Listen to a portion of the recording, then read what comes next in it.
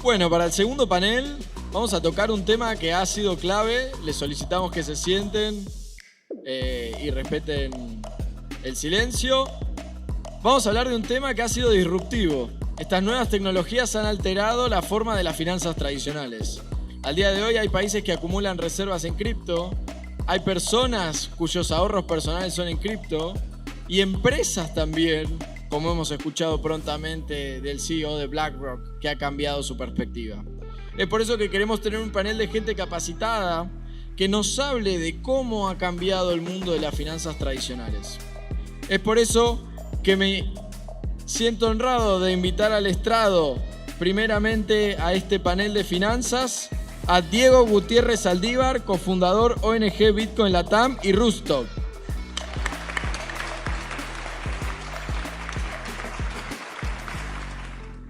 Invitamos también a Diego Díaz, Head of Payments and Crypto Head of Payments in Crypto, Cámara Argentina FinTech. Ex profesor en la Universidad Nacional de La Plata de Economía Política, el diputado de la Nación Argentina, economista Martín Tetaz.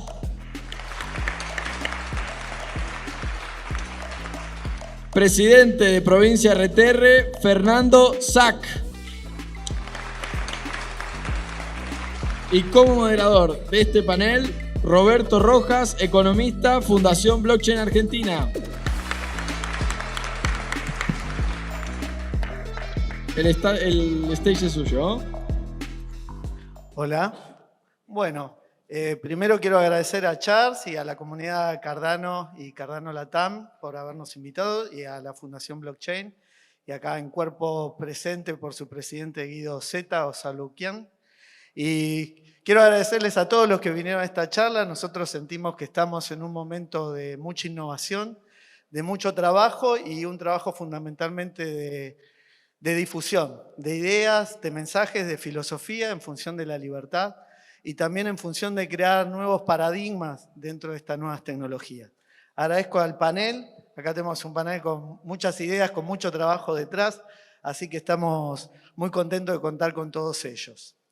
Las finanzas fundamentalmente nos van a seguir acompañando en nuestra vida, nos acompañan como individuos, como parte de corporaciones y también como parte de un Estado y un Estado-nación.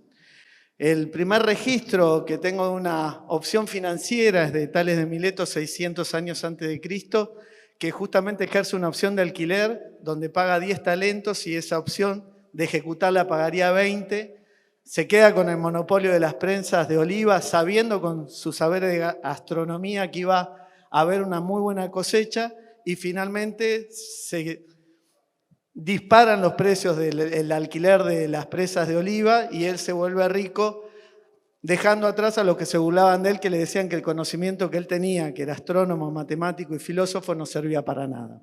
Hoy en estos nuevos paradigmas, como el que estamos viviendo hoy, estamos rediscutiendo nuevamente y acá queremos hacer nuestro pequeño aporte, nuestro pequeño granito de arena para que esta discusión siga adelante y la llevemos adelante día a día a todos los que estamos entusiasmados con las nuevas tecnologías, blockchain y cripto. Así que empezamos con una pregunta al panel en general, en función de toda esta revolución, que más que un tren bala, es un tren que va a la velocidad de la luz.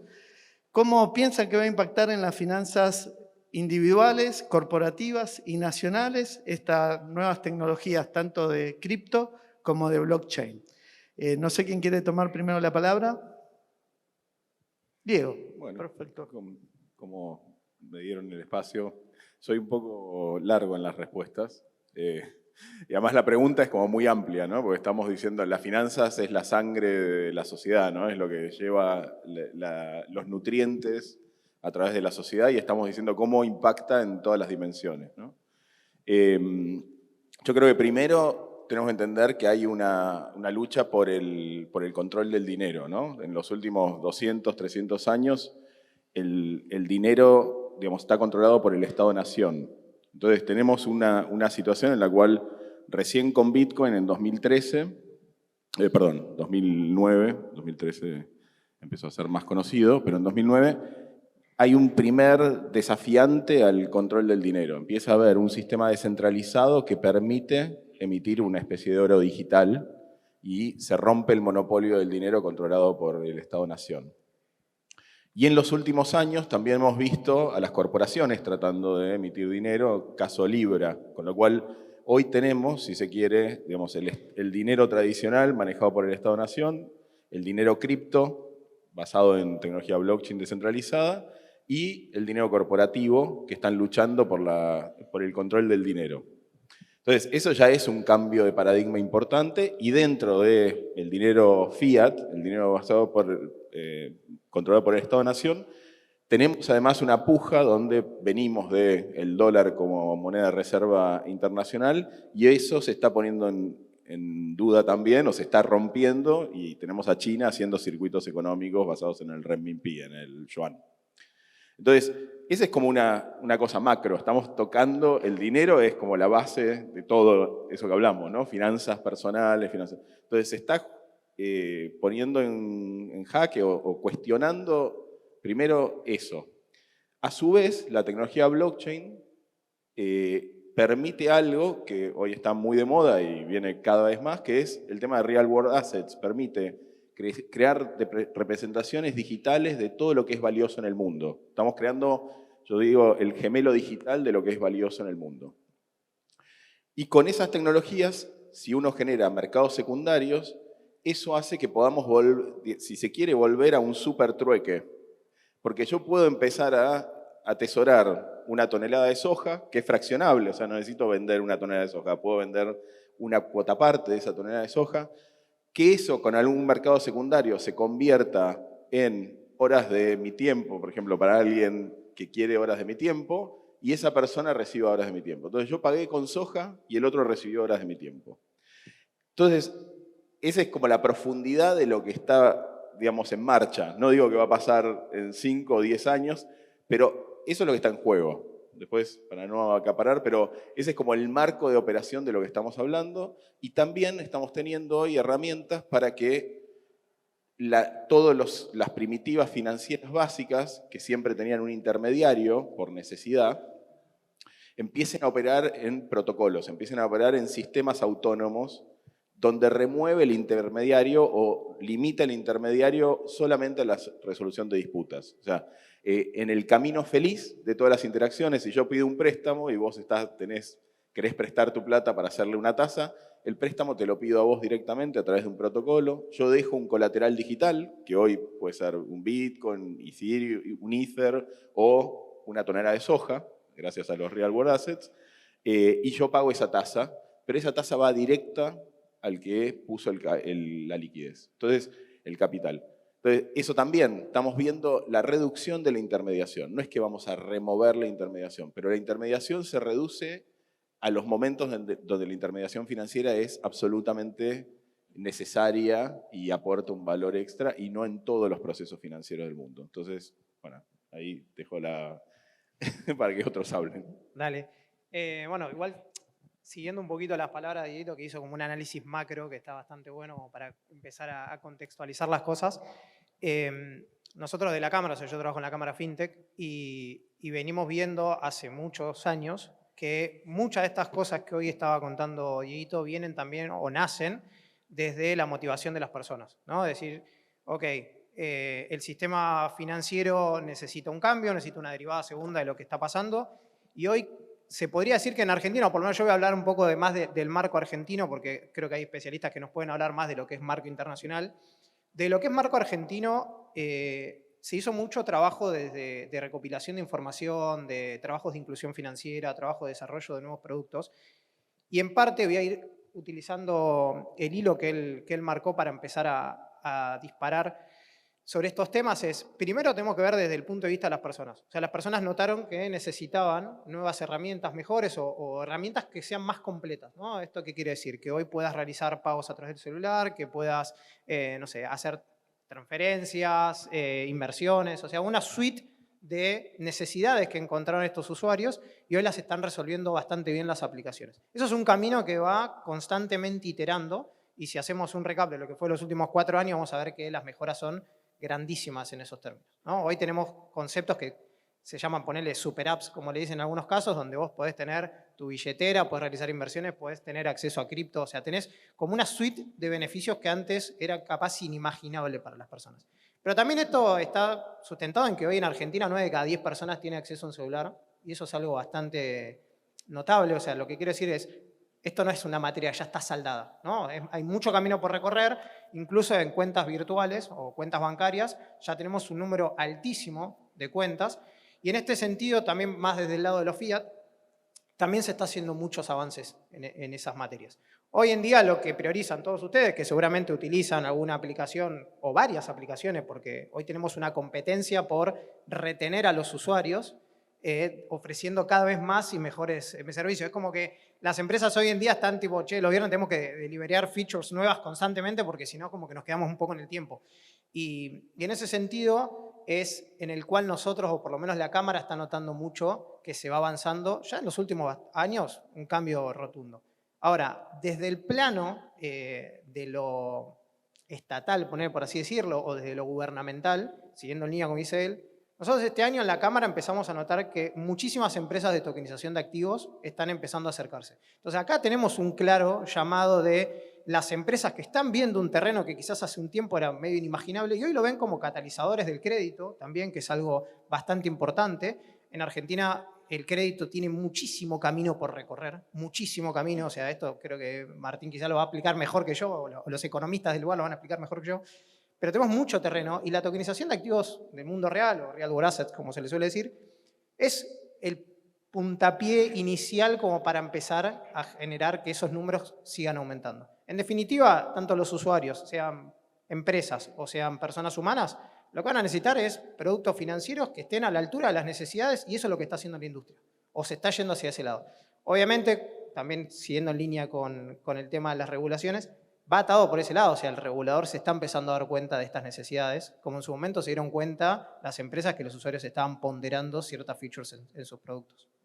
Te hago una consulta, Diego, perdón Martín, en función de lo que estás comentando y en realidad siempre los que estamos en el mundo tecnológico que nos interesa, sentimos como que Argentina tiene una impronta que está generalmente a la vanguardia de las innovaciones.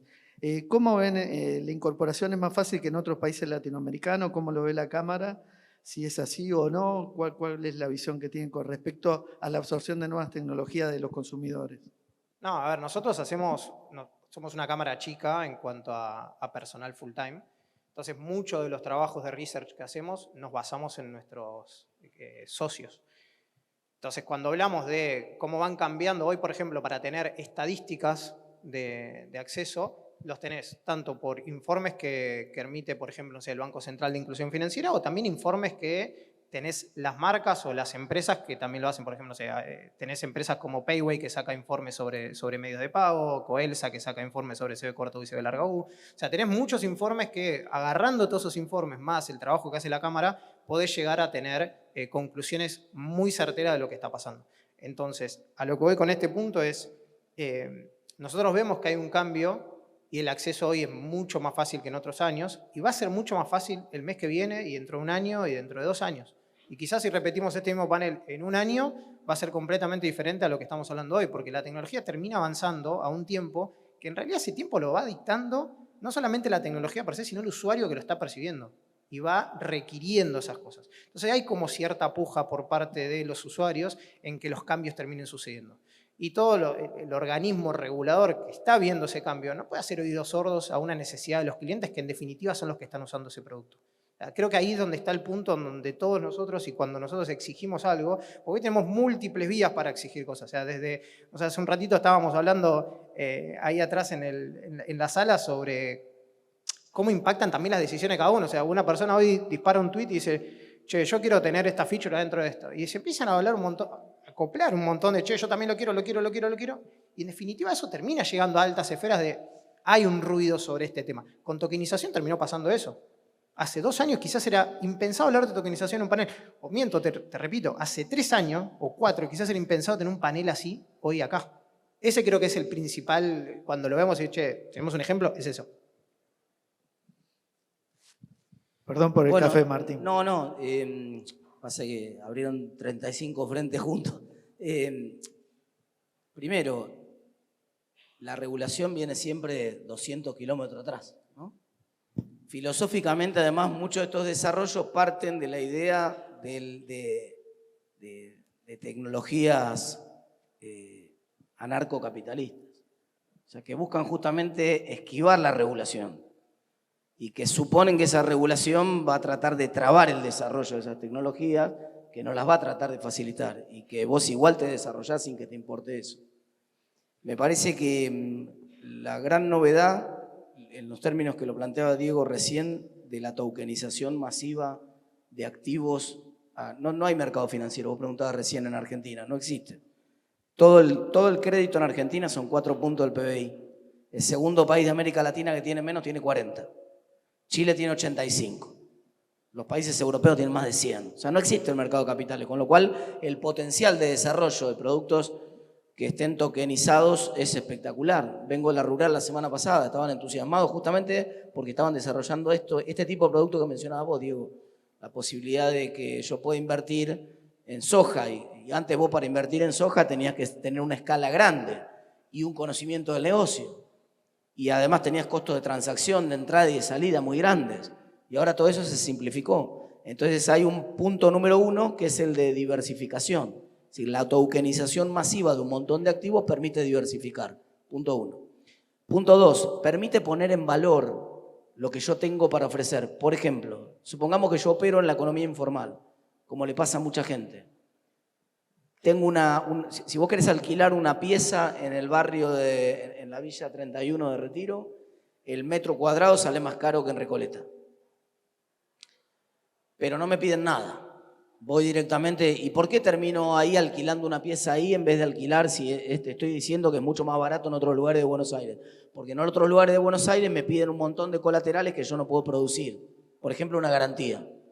Sin embargo, en esa villa donde estoy, hay gente que paga hace 2, 3 años ese alquiler, pero no lo puede certificar en ninguna parte.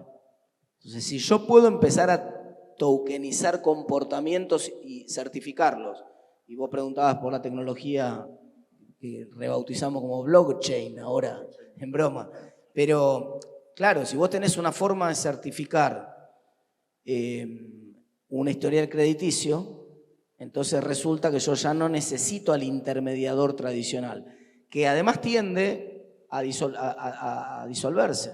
Si la tendencia hacia adelante es la tendencia de que cuando uno mira toda la estructura que tiene el intermediador financiero hoy, vos ves torres en Puerto Madero de pisos enteros, 500.000 personas, bueno, un poco exageré, 120.000 personas trabajando en intermediar. Eso es un costo enorme. Y que además es un costo enorme que por el costo tan alto de intermediar, la parte baja del negocio no llega al micronegocio. Entonces no hay crédito para empezar, pero tampoco hay microcrédito, ya por razones tecnológicas. Este es otro de los grandes avances. En la medida que tenés formas de intermediar que son mucho más eficientes, podés llegar a activar negocios que antes no se podían activar. Yo no podía entrar a un banco a pedir un crédito de, qué sé yo, 50.000 pesos para comprar una herramienta para empezar a producir. Porque no pago ni el tiempo del que me está atendiendo. Directamente el banquero no me va a asignar ningún oficial de cuenta por un crédito tan chiquito. Pero si hay una inteligencia artificial que empieza a generar el sistema de intermediación ese, se puede hacer perfectamente. Y la discusión final, porque tengo para horas con esto, me entusiasma mucho, pero quiero hacer un punto sobre lo que decía Diego. Claro, la gran novedad, porque vos pensaste el dinero como activo financiero también, finalmente. No lo pensaste como forma transaccional, lo pensaste en su valor de activo financiero. Y efectivamente esa es la gran novedad, que han perdido el monopolio de los estados. Y al perder el monopolio de los estados, lo que han perdido es una forma particular del Estado, que es el Estado-Nación. Porque entonces, además, por la forma de creación de valor, ya no está localizada necesariamente en un lugar, el cambio en la forma de creación de valor también erosiona la base tributaria de los gobiernos nacionales. Entonces, vamos hacia un mundo con gobiernos nacionales mucho más chiquitos, más flacos y con menos capacidad regulatoria. Con suprainstituciones con más capacidad regulatoria, la Unión Europea, por ejemplo, y con crecimiento de los estados a nivel local, porque es en el único lugar donde te pueden agarrar. Finalmente en un lugar vas a vivir y ahí sí te van a cobrar el impuesto a la tierra o al lugar donde vos estás viviendo, o te van a... Había un viejo proyecto de Sturzenegger, no quiero dar ideas, ¿no? Porque estas cosas después... Pero había una idea académica de Sturzenegger de hace como 10 años, que para reducir la evasión decía, ¿por qué no ponemos todos los impuestos en la factura de la luz y el gas? ¿No? Todos. Entonces, usemos la factura, y de hecho algo de eso pasa, ¿no? Porque la factura, más de la mitad de lo que pagás de factura de luz y gas son impuestos. Era una oportunidad. Entonces, ¿qué quiero decir con esto? Se queda está desafiado el poder del Estado-Nación para regular. Es así, estamos viviendo un momento que justamente nos encontramos en esta disonancia cognitiva, digamos, porque pensamos con instrumentos viejos, de instituciones viejos, una revolución no es predecible en función de las tendencias de lo que ya pasaron. Muchas gracias, Martín. Te paso, Fer, la palabra. Gracias, Roberto. Gracias por la invitación, por estar acá. Gracias a todos por estar acá. Me voy a remontar un poco a la pregunta original y retomando algunas de las cosas que dijeron respecto a cómo desafía estas nuevas tecnologías, blockchain, descentralización, smart contracts, a los estados, a las corporaciones y a las personas. Y yo creo que acá todos vamos a coincidir, creo que Diego un poco lo dijo, que es una herramienta de democratización y de empoderamiento de la gente muy grande, en tanto tu dinero deja de ser controlado por un Estado nacional, ¿no? Tu dinero te pertenece, en tanto vos almacenás las claves para poder mover ese dinero, y es un dinero en principio inembargable. Cuando digo ese dinero me estoy refiriendo a aquellos tokens o aquellas criptomonedas que uno tenga de manera descentralizada. Pero también retomando la conversación, la primera intervención, quien abrió esta jornada, que nos hablaba mucho de inteligencia artificial, que también puede ser una herramienta de liberación de las personas, porque, como bien decía él, probablemente tengamos que trabajar muchas menos horas para producir más o el mismo valor, y la inteligencia artificial probablemente genere muchísimos puestos de trabajo. Él dio un dato estadístico, que creo que eran 97 millones de puestos de trabajo para 2030, algo por el estilo. Pero también tenemos que entender que va a destruir un montón de puestos de trabajo. Yo no sé si eso está cuantificado, pero estoy seguro que son muchos más de los que va a crear. Y además aquellos puestos de trabajo que va a crear van a requerir de muchísimas habilidades para poder ejercerlo, que hoy no tenemos.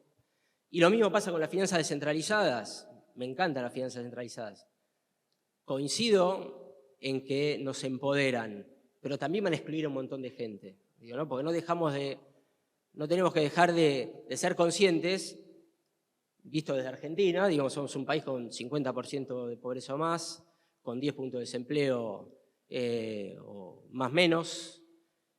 Entonces nosotros tenemos que pensar cómo vamos a hacer para que todos estos procesos, que son muy vertiginosos, que son desafiantes, que por lo menos también en términos personales me agarra el FOMO, ¿no? Le digo, me quedo afuera, tengo que aprender, me tengo que capacitar, tengo que probar, tengo que experimentar, o me voy al medio de la selva, olvídense de mí. Eso lo puedo hacer como persona, no lo puedo hacer como presidente de una compañía de riesgo de trabajo, la más grande de la Argentina. Tengo una responsabilidad y tengo que poner a la compañía ese sendero. Ahora, yo a la gente que trabaja conmigo, más de 1000 personas, de ninguna manera les puedo decir, no vamos a incorporar inteligencia artificial en nuestra compañía, porque perdemos competitividad, porque la condeno a morir en el corto plazo. Pero tampoco les puedo mentir y decirles, no va a haber destrucción de puestos de trabajo. Lo que sí les puedo dar es la oportunidad, y nosotros se lo podemos dar desde la compañía, pero no es la misma situación en todos los sectores, de capacitarse para poder gobernar esos procesos, que en definitiva de eso se trata, ¿no? De que podamos gobernar tanto la inteligencia artificial como el crecimiento de las finanzas descentralizadas. Entonces, el punto de incomodidad, digamos, que vengo a plantear acá es que es una oportunidad enorme, no es decisión nuestra que suceda, va a suceder, con lo cual lo peor que podemos hacer es combatirla. Lo que tenemos que ver es cómo generamos de esos desafíos y esas oportunidades herramientas que también sean de inclusión y de empoderamiento. Porque lo que menos queremos todos es vivir en sociedades más desiguales, que en definitiva terminan en sociedades más violentas. Sí, si me permitís, porque Sí, por favor. Pues justo entre cosas que dijo Martín y esto que acabas de plantear, digamos, mi propósito en la vida tiene que ver con eso, con crear una sociedad que empodera a las personas para que puedan salir de la situación de subsistencia y puedan desarrollar todo su potencial. O sea, todo lo que hago en la vida tiene que ver con, desde lo pragmático, material, como herramientas blockchain, tecnología blockchain, digamos que habilite eso, y también desde otros aspectos, pero siempre con esa línea. Y la razón, yo desde el 2013 decidí dedicarme al tema de la inclusión financiera usando Bitcoin en ese momento, era lo que había, no existía otra tecnología, y recorrí el camino de tratar de entender cómo esta tecnología podía ayudar a los que estaban excluidos del sistema financiero. Y las conclusiones a las que llegué, la más importante de todas, es, por un lado hay que bajar los costos de operación, que hoy ya con la tecnología estamos en una situación donde podemos tener transacciones a 2 centavos de dólar, que era lo que el Banco Mundial en esa época decía que habilitaba la inclusión. Blockchain tiene una característica que es que no tiene costo de mantenimiento, o sea, solo de uso, o sea, vos solamente pagás cuando estás usando el sistema. Pero el otro tema es el que mencionaba Martín, que es que para que haya inclusión, la gente que está en la informalidad no tiene un auto, no tiene una casa, no tiene una economía formalizada que pueda usar de colateral. Entonces, lo que nos permite esta tecnología es, a trazas de trazas reputacionales, empezar a construir esa reputación. Y la reputación se convierte en colateral. Falta un montón, porque primero tenemos que llevar esta tecnología para que esas trazas existan. Y estas trazas no necesariamente tienen que ser por circuitos blockchain fuera del Estado. Las trazas vienen de toda la interacción social. Viene de la interacción que tengo con instituciones financieras reguladas, viene de las interacciones que tengo con el centro barrial, digamos, donde yo contribuyo, viene de las instituciones educativas que me forman y dicen que yo tomé un curso de emprendedorismo. O sea, vienen de todas mis interacciones sociales y a través del tiempo esa acumulación de trazas va a tener un valor económico cuantificable. O sea, y este es el trabajo que tenemos que hacer, empezar a entender y decir, ¿estas trazas cuánto valen? Bueno, estos 2 años de traza valen $500. No te puedo hacer un préstamo de 1.000, pero te puedo hacer un préstamo de 200, porque arruinar esa reputación para vos vale $500 de trabajo o $1.000 de construcción de reputación.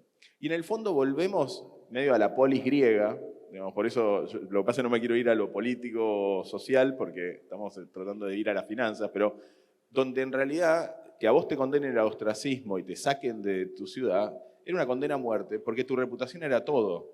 O sea, tu trayectoria dentro de la polis era lo que a vos te habilitaba a comerciar, a prosperar, a desarrollarte socialmente. Hoy tenemos las herramientas con la identidad autosoberana, todo lo que son, y todas las herramientas financieras que estamos charlando, que están pasando, sea bajo el paraguas del Estado, sea de manera independiente, sea a nivel global, de construir esa traza reputacional y hacer un sistema financiero, no que sea inclusivo, sino que no sea exclusivo. Hacer un sistema financiero que sea inclusivo por diseño, que no tengamos que incluir a la gente en el sistema. El sistema de hoy excluye porque no le dan los costos, excluye porque no tiene manera de cuantificar el riesgo con gente que no está formalizada, y estas herramientas van a resolver eso y van a permitir que, yo siempre digo, los bancos no son malos, hacen lo que pueden, o sea, tienen que hacer un negocio, por lo tanto van a hacer, digamos, los negocios dentro de los parámetros de seguridad, digamos, que a ellos les habilitan. Si no hay regulación, riesgo infinito, el upside limitado, dicen, no voy a hacerlo, digamos. Si hay un marco regulatorio apropiado, lo van a hacer. Si las herramientas para bajar los costos y poder construir confianza están, lo van a hacer. Entonces, al final es eso, estas son herramientas también de construcción de confianza y ese es el valor fundamental de esta tecnología. De nosotros depende ponerlo al servicio de la sociedad, ¿no? Ahí, Diego, primero retomando un poquito lo que este es el panel de finanzas, pero finalmente cómo estructuramos nuestra finanza y nuestras relaciones comerciales, institucionales, tiene que ver con nuestra filosofía. Y fundamentalmente en los países occidentales hay 3 derechos que son fundamentales, constitucionales, que es el derecho a la vida, el derecho a la libertad y el derecho a la propiedad privada. Con lo cual, siempre que pensamos una nueva tecnología, tenemos que tener en cómo pensamos anteriormente. Quizás ahora pasen otras formas o se generen otros modelos de intervención y de cuidado para estas 3 libertades fundamentales. Hasta ahora la viene llevando adelante el Estado, en función del Poder Ejecutivo, Legislativo y judicial. Pero para eso hay un costo, con lo cual la intervención del Estado y la regulación que propone el Estado tiene que ver con poder solventar justamente los costos que tienen que ver de defender estos 3 derechos fundamentales, aunque a veces nosotros nos perdemos en el día a día de qué es lo que nos está pasando. Y esto tiene un costo, tiene un valor, y realmente, por más de que nosotros pensemos un Estado minimalista, ese Estado tiene un costo de funcionamiento y tiene que tener una visión o una intervención para poder regular y fundamentalmente recaudar.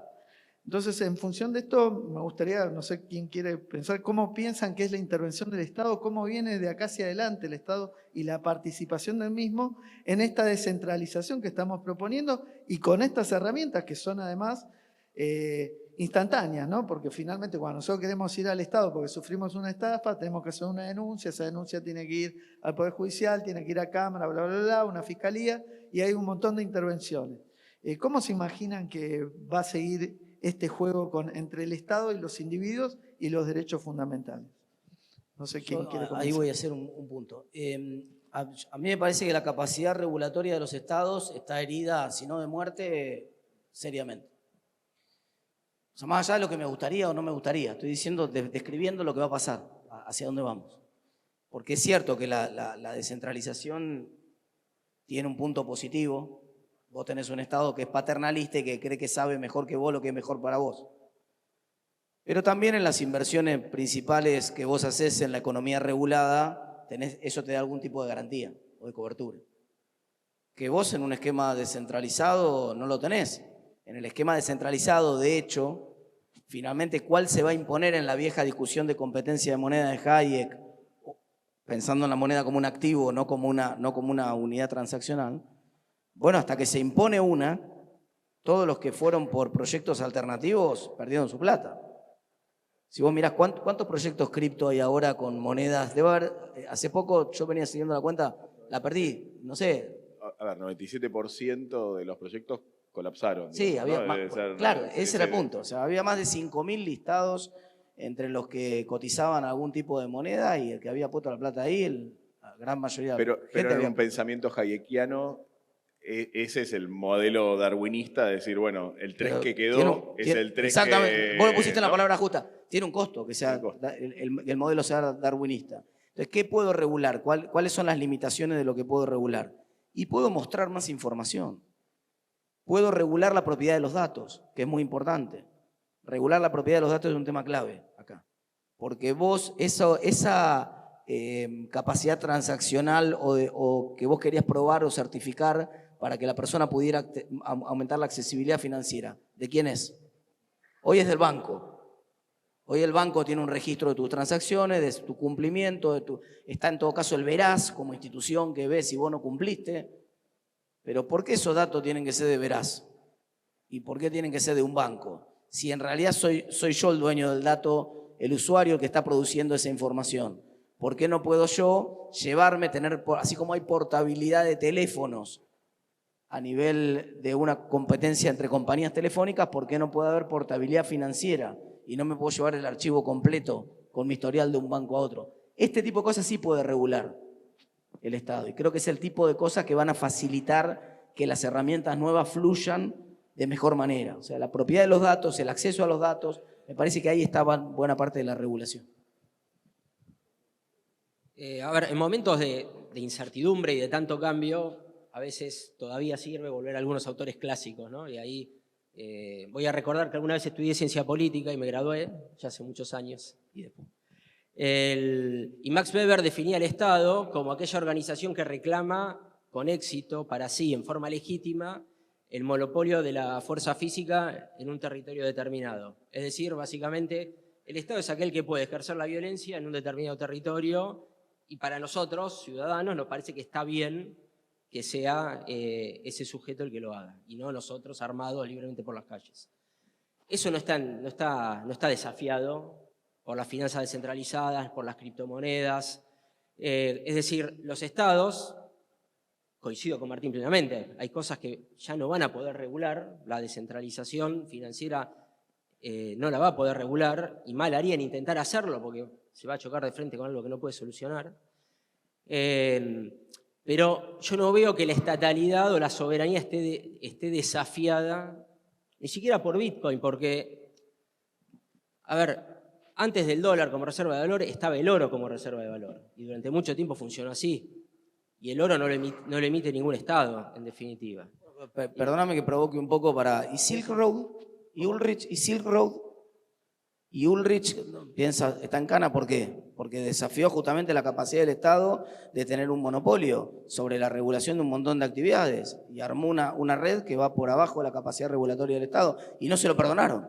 No, está claro. Por eso me remito a los clásicos y digo, mi definición de Estado que yo voy a tomar es esta, el monopolio de la violencia. Después hay otros, obviamente, aristas que se ven desafiadas. Ahora, yo hoy no veo a los Estados yo no lo veo hoy, a los Estados combatiendo Bitcoin como por ahí lo podían hacer o pensar unos años atrás. De hecho, Trump en la conferencia del otro día llama, por ahí un poco condescendiente con el público que tenía ahí, a constituir una reserva en Bitcoin. Igual ese fue es un pivot que se está dando ahora. Estados Unidos viene peleando la tecnología cripto, digamos, fuertemente de los últimos 4 años.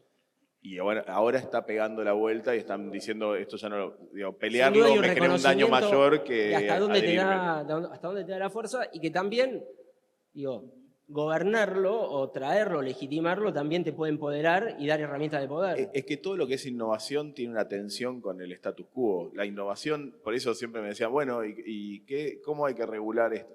Y hay un punto donde no es regulación, es por fuerza propia, en la medida que estas nuevas tecnologías generan utilidad para la sociedad, la regulación se tiene que adaptar, pero es una tensión. O sea, Skype rompió todas las regulaciones de telecomunicaciones. Ya la mayoría de la gente acá quizás ni sabe que era Skype, pero digo, Skype era una aplicación de comunicaciones que rompió todas las regulaciones de telecomunicaciones internacionales por casi 10, 12 años y habilitó que la gente pudiera hablar casi gratis a cualquier parte del mundo. ¿Y qué pasó? La regulación de telecomunicaciones internacionales tuvo que cambiar. ¿Por qué? Porque antes de eso, 1 minuto de llamada internacional valía $1 o $2. Entonces básicamente tenías que empeñar la casa, digamos, para poder hablar por teléfono con alguien de afuera del mundo. Y eso pasó hace 25 años, no pasó hace un siglo. Entonces, así es como funciona la dinámica, la tensión entre la innovación y la regulación. La innovación rompe. Y después la regulación dice, bueno, rompiste porque aportaste valor, porque si no, no podés romper. Porque si encima destruís valor en la sociedad misma no te apoya. Pero la innovación que prospera es la que aporta valor a la sociedad. Y al final la regulación se tiene que adaptar y nunca termina siendo ni el ideal que tenemos los revolucionarios, digamos, que estamos tratando de cambiar el mundo, ni tampoco termina siendo lo que al status quo y a la regulación existente le hubiera gustado. Entonces, hay un erosionamiento del poder de todas maneras, porque al vos cambiar por dónde fluye el dinero, por dónde fluye la sangre de nuestra sociedad, cambiás la fortaleza que tiene. Por eso el tema de la nación-estado, y la unión del Estado y el dinero es tan fuerte. Y romper eso no va a destruir el Estado-nación, pero lo va a erosionar. Y yo coincido en ese sentido con lo que dice Martín, la descentralización del Estado, y ya no estoy hablando de tecnología, estoy hablando, o si querés, estoy hablando de tecnología social. O sea, la descentralización del Estado es un proceso que es irreversible. O sea, Europa está yendo en el camino opuesto, está tratando de concentrar y regular cada vez más. Yo les firmo hoy, si quieren vienen a cobrarme la apuesta de acá a 10 años, que eso va a implosionar.